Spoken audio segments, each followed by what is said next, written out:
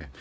The American revolutionaries were pretty meticulous about getting affidavits, sworn statements from survivors and witnesses of various events, war crimes, things of that nature.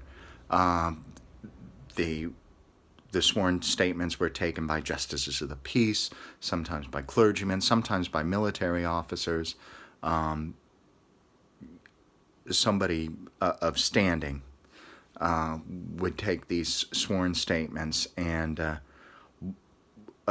collection of them was taken after a British raid. It was a collection of forces. There were British soldiers, Hessians, and American Tories or Loyalists who had enlisted that attacked Fairfield, Connecticut in 1779.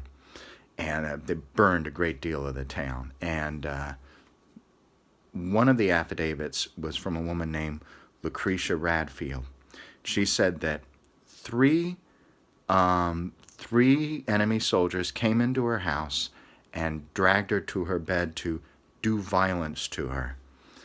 And she said, but two, and it's interesting because she said two men came in and drove those three out. Now she carefully avoided acknowledging that these were enemy soldiers, that they were either Tories or Brits, but they were. It's clear from her statement that that's what they were. So they drove out her attackers and they stood guard at her house the rest of the night. The rest of the town's being set on fire. Men are being beaten or murdered.